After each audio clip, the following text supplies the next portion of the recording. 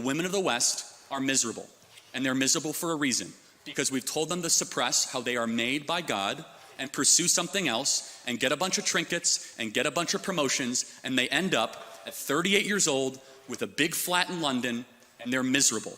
And we should tell them to stop freezing their eggs and start finding their partner earlier and have lots of babies. Yeah, okay, I think I'd bring two just final points to this. First one is just really intuitive, right? Which is that if you actually care about women's happiness, then the solution is to structurally support them. That means universal childcare, shared legally enforceable parental leave, and in Nordic countries where women have high workforce participation and also some state support, they report higher life satisfaction than in more conservative countries, including America. So if your metric is happiness, just use satisfaction surveys. You just told me they're BS. So are satisfaction surveys bullshit or not? Because you told me they're bullshit. Do you acknowledge satisfaction surveys or not?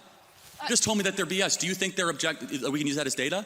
I don't think that yes or no? It is the only sole data set, but it is a data set that necessarily you told me they're matters. so flawed and you self-report. Okay, by the macro self-satisfaction data, I am correct. And you are right. When you have paid family leave, you are happier. I'm actually a proponent of that. At Turning Point USA, we pay for 6 months when somebody has a child. I think there's a lot of agreement we can have on that. We need to encourage having more children. I think the Hungarian child policy is phenomenal. We should look at that because the greatest thing that is plaguing the West is we're not having enough kids. And it's not just bad because we won't have a future. It's also bad because the present is awfully miserable for too many women as well.